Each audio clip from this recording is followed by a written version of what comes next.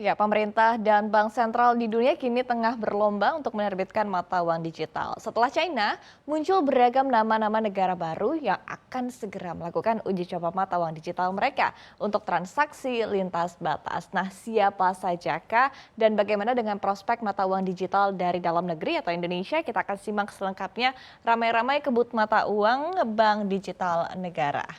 Ya, jadi menyusul China, bank-bank sentral di Australia, Singapura, Malaysia, dan Afrika Selatan ini akan melakukan uji coba pembayaran lintas batas menggunakan mata uang digital bank sentral, Central Bank Digital Currency atau CBDC. Nah, uji coba dilakukan untuk menilai apakah nantinya bentuk transaksi menggunakan uang digital ini bisa diselesaikan dengan lebih mudah dan lebih murah ya tentunya. Jadi mengutip Reuters, proyek terbaru ini bertujuan untuk mengembangkan prototipe platform bersama untuk transaksi lintas batas menggunakan beberapa CBDC. Jadi platform multi CBDC ini dirancang untuk mengatur pembayaran dan juga menyelesaikan transaksi internasional yang lebih efisien.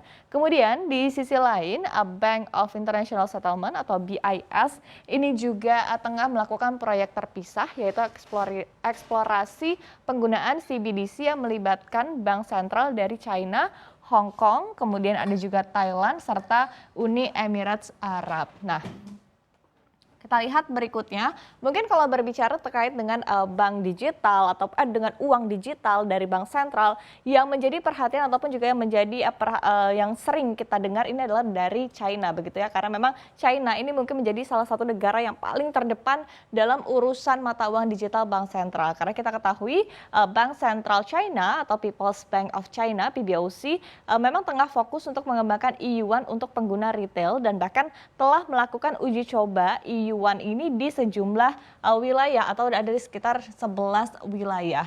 Nah, bahkan beberapa kali Beijing juga membagi-bagikan angpau begitu ya dalam momen-momen di hari raya di China begitu ataupun juga berupa yuan digital secara cuma-cuma ini diberikan bagi warganya sebagai ajang uji coba. Jadi per Juli kemarin transaksi mata uang digital Bank Sentral China ini bahkan telah mencapai angka 34,5 miliar yuan atau telah ditransaksikan sebanyak 70,75 juta kali transaksi. Dan bahkan ke depannya eksplorasi menggunakan e-yuan ini akan terus diperluas ke produk keuangan berbasis online seperti investasi hingga asuransi. Nah, sebelumnya kita ketahui bahwa PBOC ini pertama kali meluncurkan proyek ini adalah untuk melawan dominasi dari Alipay dan juga WeChat Pay yang menyumbang lebih dari 90% pangsa pasar transaksi digital di China. Dan kemudian potensi e-yuan pun juga semakin luas begitu ya sehingga menangani perdagangan lintas batas yang bernilai besar. Dan bahkan disebut-sebut juga e-yuan ini menjadi salah satu langkah ataupun juga kunci China untuk mengurangi penggunaan dolar Amerika Serikat. Kita lihat berikutnya.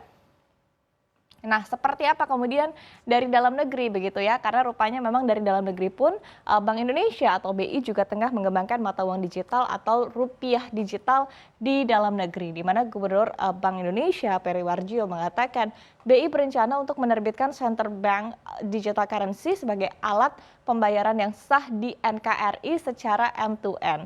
Meski demikian, sebetulnya ada beberapa tantangan ya dalam menerbitkan CBDC yang diungkapkan oleh Bank Indonesia. Jadi yang pertama adalah mendesain agar mata uang digital ini dapat diterbitkan dan juga dapat diedarkan, dan BI ini perlu memastikan ya CBDC ini dapat digunakan sebagai alat pembayaran seperti uang kertas. Kemudian yang kedua adalah mengintegrasikan infrastruktur sistem pembayaran dengan pasar keuangan. Kemudian ada juga yang ketiga adalah pemilihan platform digital di mana mata uang ini akan diterbitkan. Di mana ada beberapa pilihan yang dipertimbangkan oleh BI, yakni adalah blockchain, kemudian ada juga distributed ledger technology atau JLT atau platform teknologi lainnya yang memang masih menjadi pilihan dari Bank Indonesia. Kemudian di satu sisi juga BI menyebutkan bahwa efisiensi yang ditimbulkan oleh di BC ini akan meningkatkan pertumbuhan ekonomi begitu ya,